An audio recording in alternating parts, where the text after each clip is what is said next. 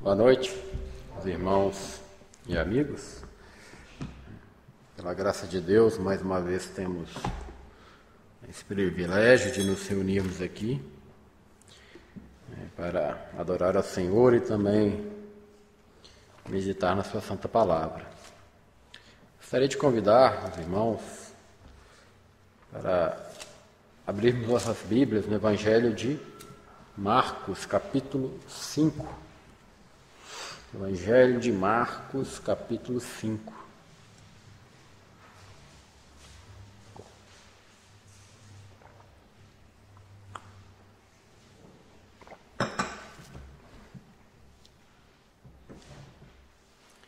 Evangelho de Marcos, capítulo 5. Vamos ler a partir do versículo 21.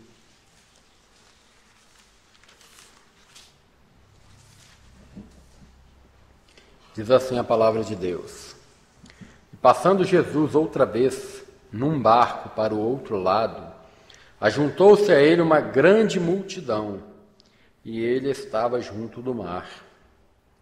E eis que chegou um dos principais da sinagoga, por nome Jairo, e vendo-o, prostrou-se aos seus pés, e rogava-lhe muito, dizendo: Minha filha está moribunda, rogo-te que venhas e lhe imponhas as mãos para que sare e viva. E foi com ele, e seguia uma grande multidão que o apertava.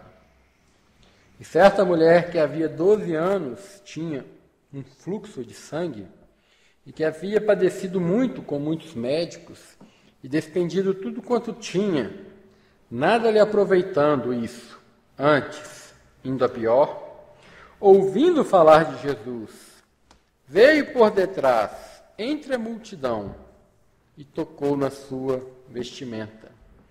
Porque dizia: Se tão somente tocar nas suas vestes, sararei.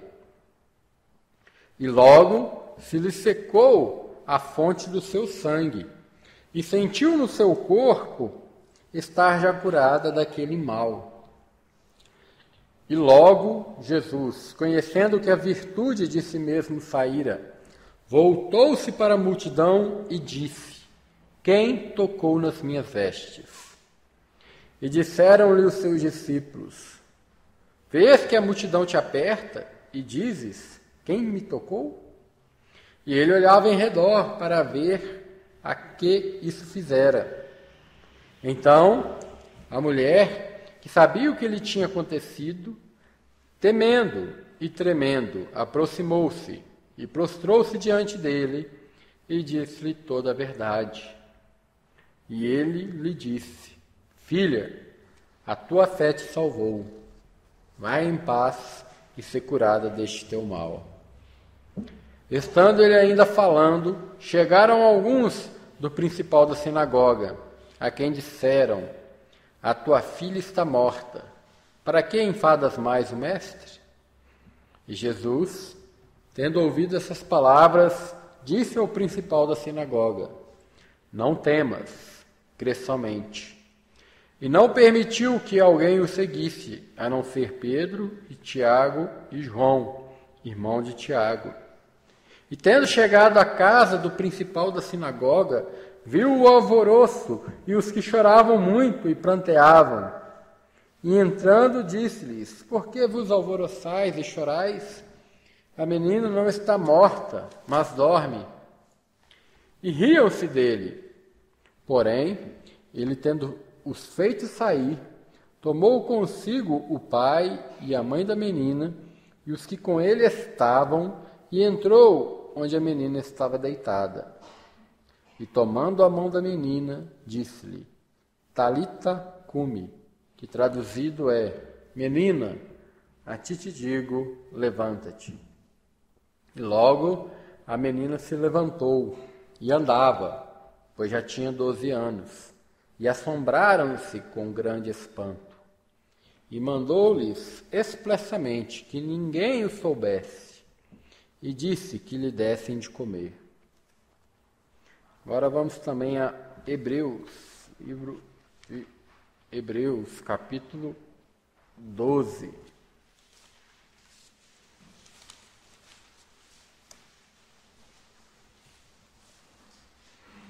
Hebreus capítulo 12, versículo 2, diz assim: olhando para Jesus, autor e consumador da fé, o qual, pelo gozo que lhe estava proposto, suportou a cruz, desprezando a afronta, e assentou-se à destra do trono de Deus. Olhando para Jesus, autor e consumador da fé, ou, como também poderia ser traduzido, capitão e perfeitor da fé. Nós, nos últimos domingos, temos tratado alguns assuntos aqui, a respeito da pessoa de nosso bendito Senhor e Mestre Jesus Cristo. Começamos pensando na realidade de que Cristo é o Deus encarnado, perfeitamente Deus, perfeitamente homem. Depois pensamos sobre seu propósito de vir a esse mundo, como se encarnar, se tornar homem, dos propósitos para os quais veio, mais detidamente pensando que ele veio para ser rei. Veio para estabelecer um reino dos homens, mas ao mesmo tempo um reino dos céus, um reino constituído de seres humanos, mas em plena harmonia e submissão a Deus e a sua vontade, o que já deveria ter sido construído pelos homens desde o início. Nós fomos criados para isso, para governar esse mundo como representantes de Deus, mas falhamos, caímos em pecado, e Cristo veio, como se fez Filho do Homem para nos salvar dos nossos pecados, da nossa merecida condenação por falharmos em cumprir o nosso dever para com Deus, mas também para nos guiar em cumprir esse dever. Ser nosso capitão, nosso guia, nosso rei, nesse propósito de estabelecer o reino de Deus nessa terra, de criar um povo para o louvor, honra e glória do nome de Deus. E semana passada estivemos pensando na realidade de que Cristo, esse rei que vem, nos liberta do domínio de Satanás para nos introduzir no reino de Deus, ele cria o seu reino por meio da sua palavra. A sua palavra nos faz novas criaturas, nos transforma em novas criaturas, para que o seu reino não seja uma melhoria do que já estava aí, não, mas ele seja algo novo, algo totalmente diferente do reino das trevas que hoje impera nesse mundo, sob o domínio de Satanás. E hoje eu gostaria de pensar um pouco com os irmãos, com base nos textos que nós lemos, como nosso Senhor Jesus Cristo, digamos assim, governa, comanda, administra esse seu reino. É lógico que isso seria um pensamento muito grande para falarmos em todos os sentidos, da administração de Cristo sobre o seu reino, Acho que nunca se poderia esgotar tal assunto. Mas falar um pouco sobre como Cristo administra o seu reino. Reino é esse que somos quem, afinal de contas? Somos nós. O reino de Deus são aqueles, que, nesse mundo, aqueles que estão em Cristo. Nós somos os habitantes que estamos sendo preparados daquela novo céu e nova terra onde habita a justiça, onde o reino de Deus se consumará plenamente. E nós seremos os habitantes desse reino. E nós estamos aqui, então, sendo preparados para tal. E esse reino está sendo construído por Cristo para tal, por meio da sua palavra, que é anunciada por seu povo, sua igreja. E aí, nosso Senhor administra esse reino. E é interessante pensarmos um pouco como Cristo, né, fala sobre si mesmo, como ele administra esse reino, né? Ele não diz assim, né? Eu sou um general e vocês são meus soldados, né? E vou administrar esse reino como um general administra, né, uma unidade militar. Ainda que a Bíblia use a figura, né, de soldados para os cristãos no que tange ao seu serviço, né? Que eles estão alistados, né, no exército de Cristo, mas para falar da forma como Cristo cuida do seu reino, como Cristo guia o seu povo, né? Por diversas vezes ele usou, né, a figura do pastor, né? Aquele que pastoreia, aquele que cuida das ovelhas, né? É interessante, né? Um rei que governa como um pastor que cuida das suas ovelhas, né? Por exemplo, em João capítulo 10, Nosso Senhor fala sobre isso, sobre o seu cuidado com as ovelhas, sobre como ele, né, zela por suas ovelhas, ele dá a sua vida pelas suas ovelhas, como ele as chama e elas escutam a sua voz e ele atira do curral e as leva para fora, para as levar para o pasto, para que elas achem pastagem, para que elas achem sustento, né? E outras vezes mais, né, a Bíblia evoca essa figura, né, do pastor, né, aquele parábola das 100 ovelhas, 99 ovelhas no final do dia estavam no curral, mas uma se perdeu e o pastor vai atrás, se arrisca, se sacrifica ali à noite para recuperar sua ovelha. O próprio Salmo 23, né, lá o salmista Davi já falava: o Senhor é o meu pastor, nada me faltará, Ele me faz deitar em verdes pastos, guia-me mansamente às águas tranquilas, refrigera a minha alma, guia-me pelas veredas da justiça por amor do seu nome. O Senhor cuida de nós, o Senhor, né, supre nossas necessidades, o Senhor, como um pastor, está atento às suas ovelhas, que são débeis, são necessitadas. Sem o pastor não conseguem sobreviver no mundo hostil. E é assim que Deus cuida de nós, para que nós possamos também dar frutos para o seu reino, pois as ovelhas, né, elas produzem benefícios ao seu senhor, né, ao seu dono, né, como a lã, leite e outras coisas mais. Então, né, temos esse propósito de produzir para o reino de Deus, mas somos guiados, conduzidos, né, não com uma mão de ferro, talvez, como de um general, ainda que Deus, quando necessário, corrija seus filhos, mas Ele cuida de nós como um pastor, que entende as fraquezas das suas ovelhas, entende a necessidade das suas ovelhas, entende que elas, né, precisam de um cuidado. Guia ela aos pastos verdejantes, guia as águas tranquilas, mas também, como diz o Salmo 23, às vezes guia elas pelos vales da sombra da morte. Mas ainda que eu ande pelo vale da sombra da morte, não temerei mal algum, porque tu estás comigo, a tua vara e o teu cajado me consolam. E às vezes o pastoreio de Cristo, ele pode ser até desafiador para que nós, crentes, compreendamos. Às vezes os caminhos pelos quais nosso pastor nos guia são caminhos inescrutáveis, incompreensíveis, né? Caminhos que parecem, né, o vale da sombra da morte, e muitas vezes são. E Deus nos guia a eles e nos faz trilhar por esses caminhos, às vezes perigosos, né, às vezes difíceis, com um propósito,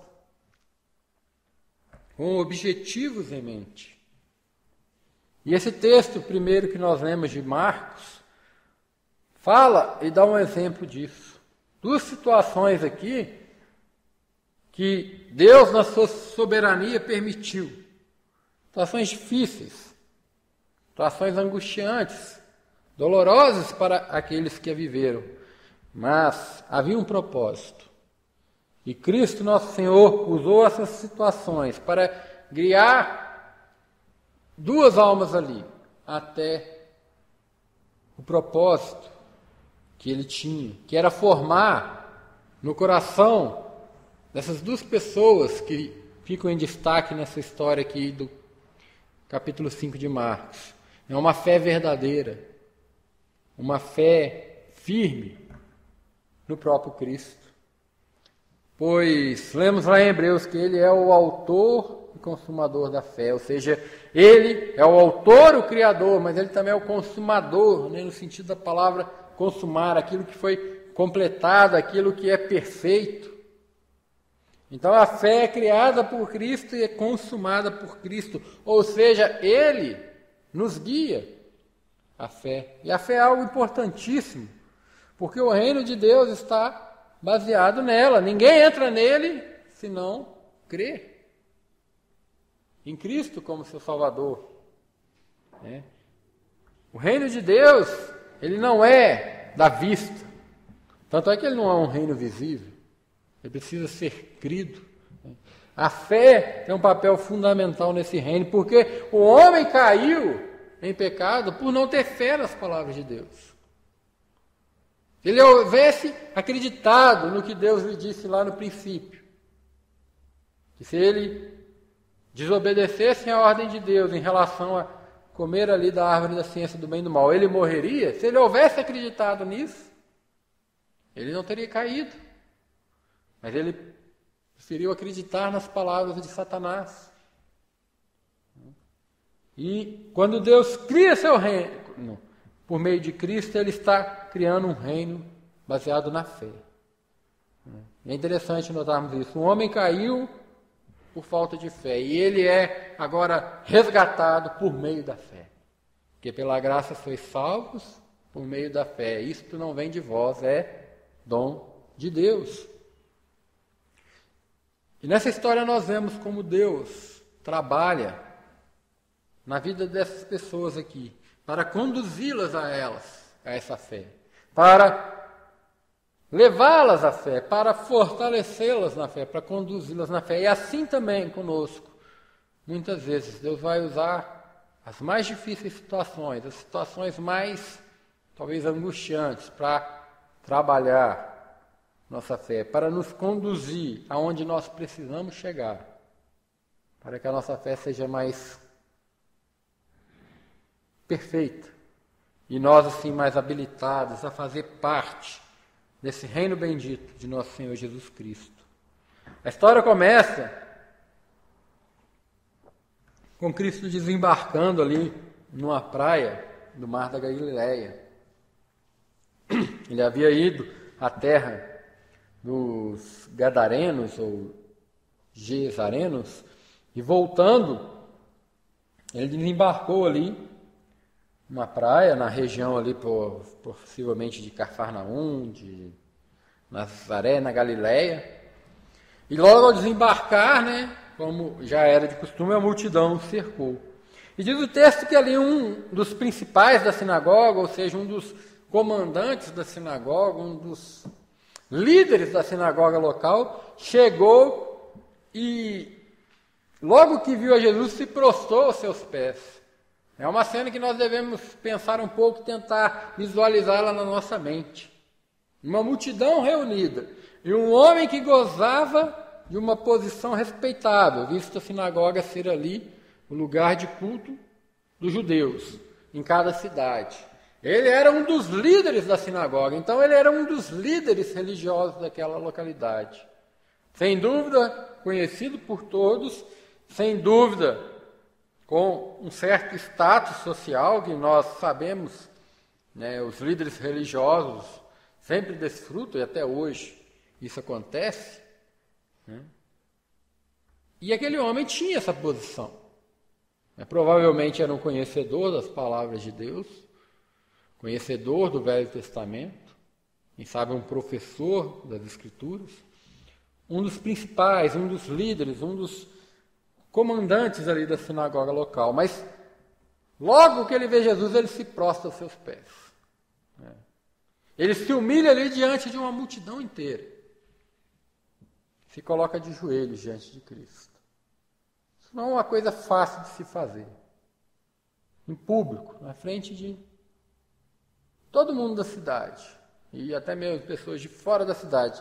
Se prostrar, se humilhar, se colocar nessa posição humilhante. Esse homem fez isso, sem pensar duas vezes. Não sei se ele tinha alguns escrúpulos quanto a isso no passado, provavelmente sim, de se humilhar dessa forma, mas naquele momento ele não pensou duas vezes, porque o que estava em jogo para ele era muito grande. E ele diz: a minha filha está moribunda, ou seja, está à beira da morte, está quase morrendo, está mal, está doente, está muito ruim mesmo. Rogo-te que venhas e lhe impõe as mãos, para que sare viva. Eu não sei o quanto esse homem foi talvez orgulhoso no passado, mas tudo isso ficou para trás diante da condição da sua filha. E ele, desesperado, ele sabe, só tem um que pode, é Cristo. Sem dúvida ele ouviu falar de Jesus, dos seus milagres. E ele falou: olha, eu não tenho outra esperança. Os médicos provavelmente já haviam lhe dito: olha, não tem jeito, não tem outra situação, não tem outro caminho. Felizmente, a sua filha vai morrer. E aquele homem, sem esperança alguma, sem outra chance, sua filha única, e sem dúvida ele amava profundamente, ele não pensou duas vezes, ele foi atrás de Cristo. Afinal, o que ele tinha a perder? Se o que de mais precioso ele tinha já estava à beira de ser-lhe tomado. Então ele vai e se lança aos pés de Cristo. Ele não estava preocupado com o que a multidão ia pensar. Ele não estava preocupado com isso. Estava preocupado apenas com sua filha. E não tendo outra esperança, ele procura a Cristo. Essa é a condição de uma das pessoas da nossa história. Mas diz o texto ali que Cristo foi com aquele homem, seguindo até a sua casa, e ali aquela grande multidão, como sempre, seguia e apertava. Era um tumulto mesmo, podemos imaginar, aquele tumulto de gente seguindo ao nosso mestre, rua fora, andando a pé. E nesse momento entra outra pessoa na história. Uma pessoa que nem nome tem, pois o principal da sinagoga sabemos que chamava Jairo. Mas entra uma mulher, cujo nome nem foi registrado. Uma mulher que tinha 12 anos, padecendo de uma hemorragia. Não sabemos ao certo o porquê, mas sem dúvida não era uma coisa muito simples, porque 12 anos de hemorragia não é qualquer doença que pode provocar. E diz o texto que ela padecia muito, sem dúvida, imaginamos que sim, 12 anos sofrendo hemorragias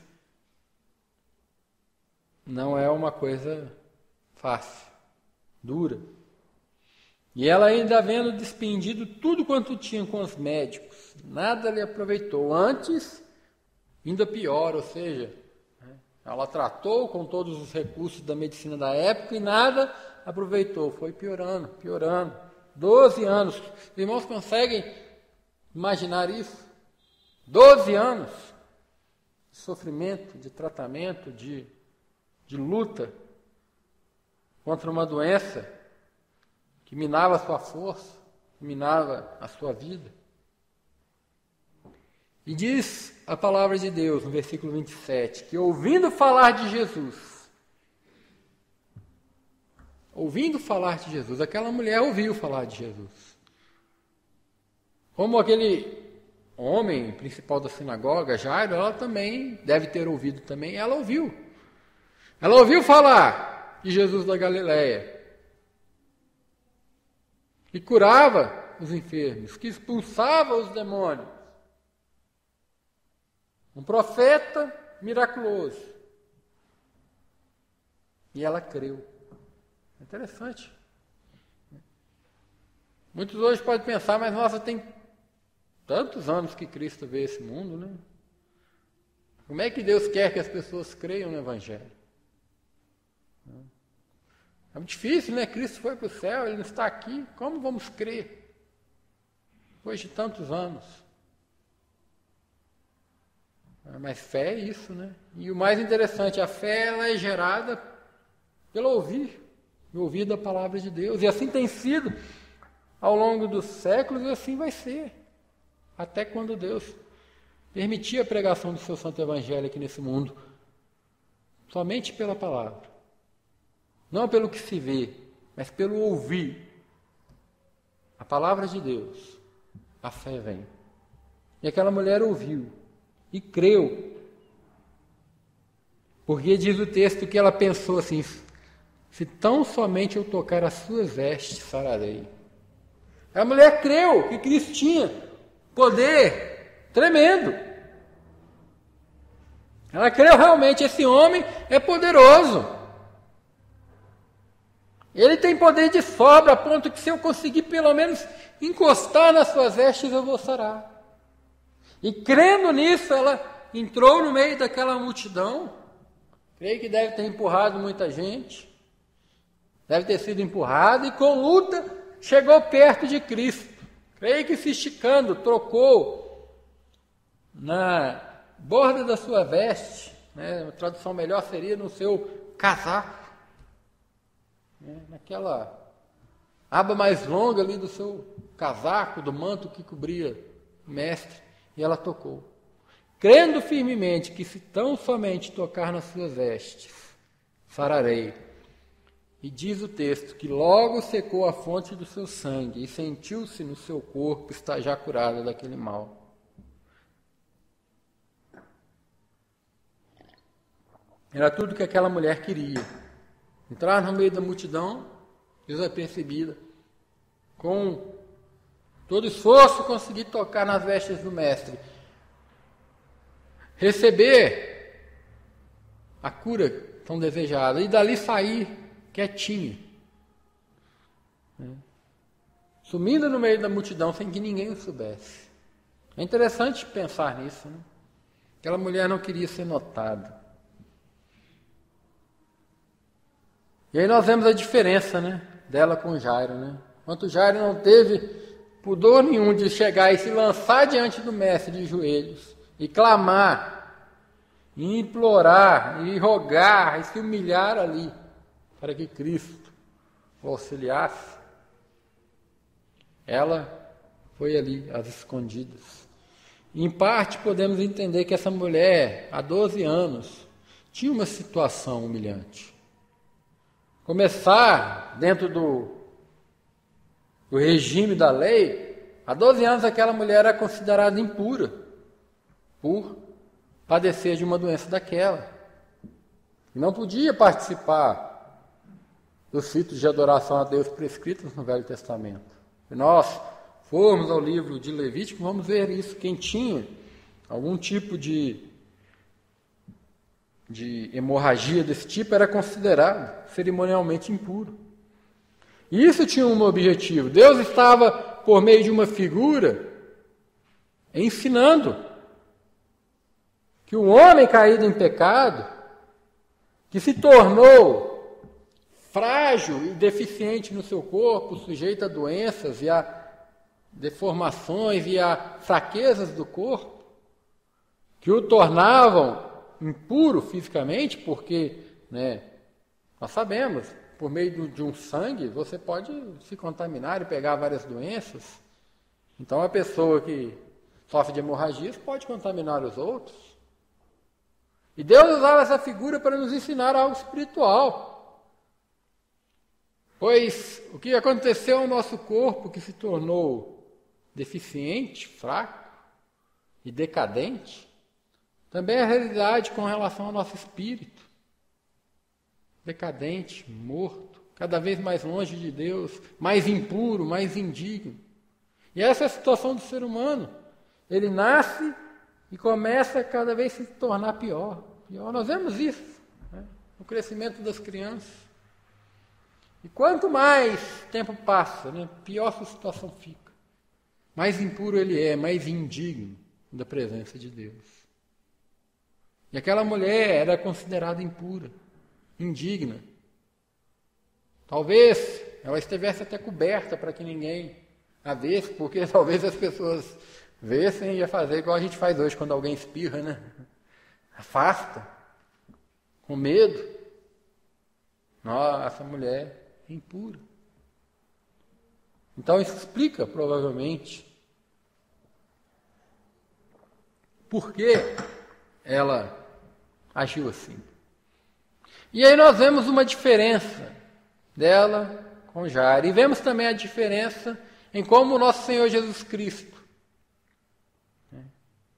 o grande pastor e bispo das nossas almas, tratou com essas duas pessoas. Ele não tratou com elas iguais, porque elas tinham necessidades diferentes, ele tratou com ela diferente, com cada uma conforme precisava. E vocês notarem, enquanto com Jairo,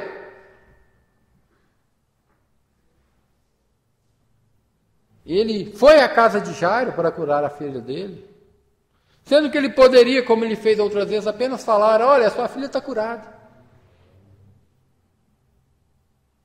Pode ir. Mas não, ele foi.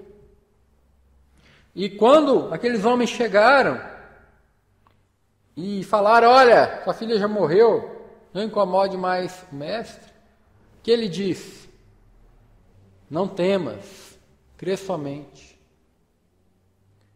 Nosso Senhor Jesus estava ali querendo tratar da necessidade da alma daquele homem.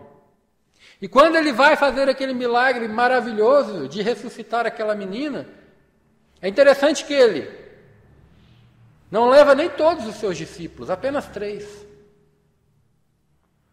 E ao entrar na casa, deixa que apenas o pai e a mãe da menina acompanhem e manda todos saírem. E depois de fazer o milagre, ele ordena expressamente: não contem a ninguém. Ninguém deve ficar sabendo.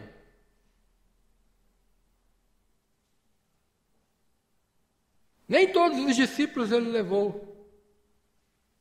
Nem a todos os discípulos ele deixou que ficassem, que vissem, que fossem testemunhas daquele milagre. Ele fez aquele milagre da forma mais oculta possível. Já com a mulher foi diferente. Ela queria sair sem ser notada. E Cristo falou: não, mas espera aí, quem me tocou? É interessante esse versículo, né? Mais um versículo que mostra, né, a perfeita e plena humanidade de Cristo com a sua plena divindade. Ao mesmo tempo que veio o seu poder pleno, que diz ele: saiu de mim virtude, ou outra tradução diria: de mim saiu o poder. E ao mesmo tempo ali, na sua humanidade plena, ele está perguntando: quem me tocou? Nós muitas vezes não conseguimos compreender, né, como as naturezas humana e divina de nosso Senhor, né, se relacionavam ali e se relacionam ainda hoje, mas principalmente no seu ministério terreno. Mas sabemos que muitas vezes ele se esvaziando da sua divindade, como homem, ele também tinha limitações. Ao mesmo tempo que a sua natureza divina não era em nada e nunca foi e nunca será limitada. E ali, na sua humanidade, ele pergunta: quem me tocou? Eu senti que de mim saiu o poder. Quem foi? E procura. E insistentemente procura. E os discípulos falam: mestre, quem te tocou? Você está sendo apertado de um lado e de outro. Todo mundo quer te tocar. Não, eu senti que de mim saiu o poder. Alguém me tocou de uma forma diferente. Alguém me tocou com fé.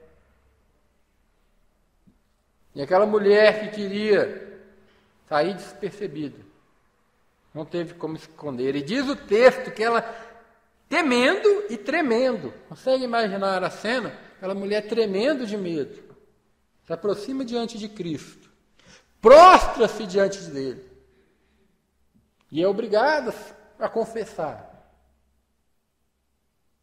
quem ela era e o que ela tinha feito. Por que ela tinha feito. Como Cristo foi diferente em tratar cada uma dessas pessoas. Cada uma dessas pobres almas que estavam padecendo, né, com uma das consequências do pecado, que é a doença e a morte. Porque o nosso Senhor, sumo pastor das ovelhas, né, Ele conhece as suas ovelhas, cada uma. E Ele vai atrás dela, e Ele as busca, e Ele as ajunta, e Ele cuida delas. Não de forma coletiva, não de forma superficial, não. Cuida de forma individual, cada uma, na sua necessidade, nas suas dificuldades, nas suas dúvidas, debilidades. Esse é o nosso Mestre, esse é o nosso Senhor, esse é o Rei que nós temos. Ele não nos trata como uma massa de súditos que Ele age e usa como bem quer. Não, Ele nos trata como suas ovelhas, que Ele conhece pelo nome. E conhece cada uma, aquela que é mais forte, aquela que é mais fraca, aquela que tende a se perder mais, aquela que é mais rebelde, mais difícil de se lidar. Ele conhece a cada um de nós e trata conosco conforme nossas necessidades. E vemos as necessidades diferentes dessas pessoas sendo tratadas por Cristo. Aquela mulher, ela mostrou fé, mas ela não queria confessar a sua situação. Ela não queria confessar e se expor diante de todo mundo na sua condição miserável ali, que ela sofria ali naquela sociedade, pela doença e pela exclusão social que a doença lhe trazia. Mas Cristo fez ela confessar diante de todo mundo quem ela era, do que ela sofria. Mas também, diante de todo mundo ali, foi declarado por Cristo, de forma clara, patente: vai, filha, a tua fé te salvou, vai em paz e ser curada deste mal.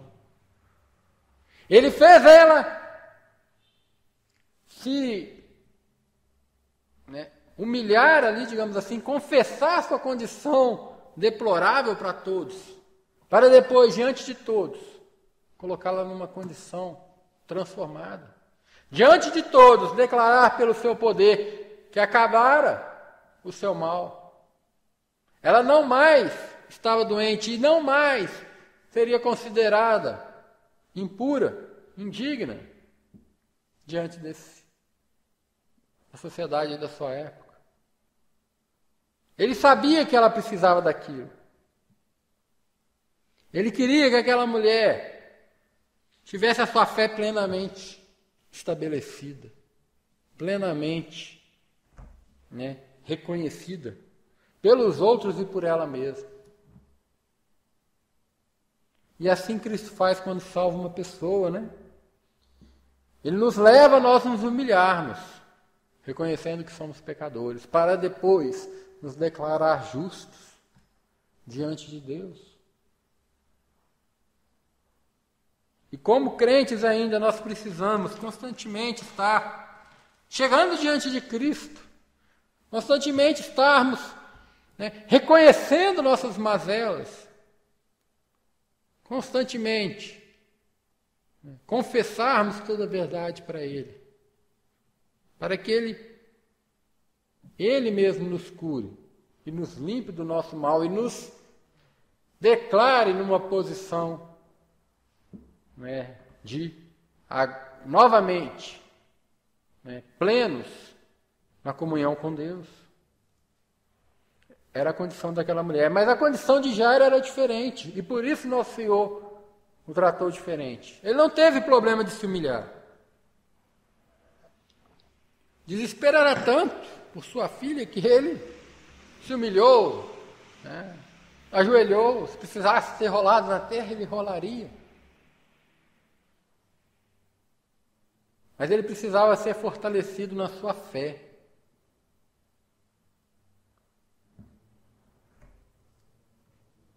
Pois nosso Senhor Jesus disse para ele: não temas, crê somente. Talvez aquele homem tenha procurado nosso mestre naquela situação. Eu não tenho outra opção, o que eu vou perder? Mas não tinha uma plena confiança no poder de nosso Senhor. E como eu falei, Cristo podia ter curado a menina na hora que Jairo chegou. Podia ter falado: não, pode ir, ela já está curada. Mas ele se deu ao trabalho de atravessar a cidade, espremido pela multidão, sabendo que aquele tempo levaria a menina ao óbito, que as pessoas viriam avisar e que naquele momento o homem perderia completamente a sua esperança, perderia por completo sua esperança, e a sua fé seria ali abalada, né? E agora? Eu fiz de tudo, eu me humilhei, eu tentei, mas nada adiantou. Minha filha foi embora.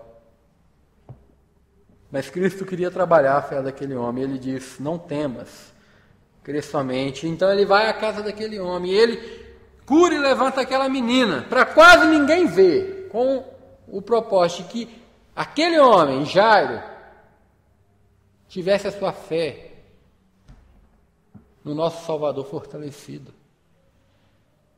Ninguém precisava saber daquilo, mas ele precisava. Nosso Senhor não precisava da repercussão,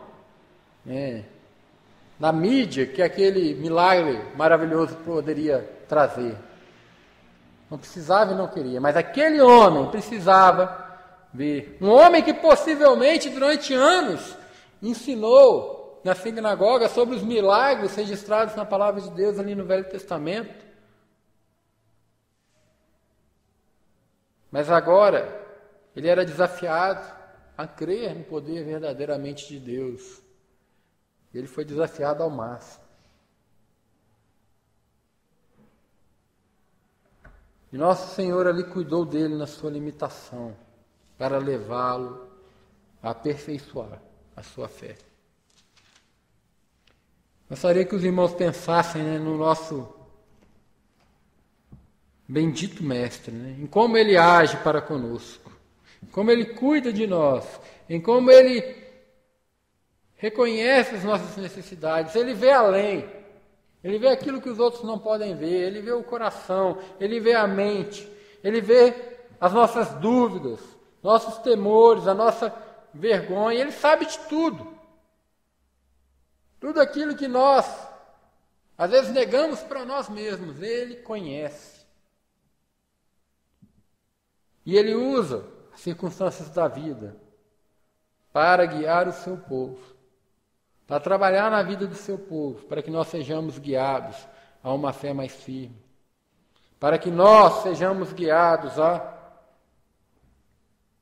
uma dependência plena de Deus, e também para que nós sejamos levados a confessar seu poder, sua grandeza, diante de todos.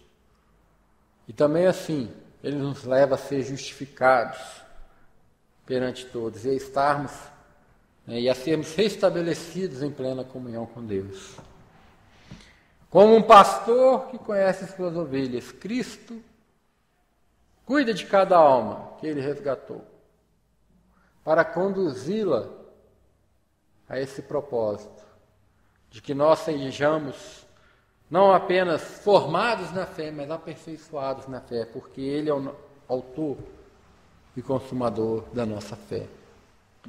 Que coisa bendita, que nós podemos aprender na palavra de Deus. Nós não temos um Senhor distante, frio. Cristo não trata conosco no geral, no coletivo, ele trata com cada um. Eu olho aqui e eu não sei o que está na mente de vocês. Na verdade, muitas vezes a gente tem dúvida até do que está na nossa mente.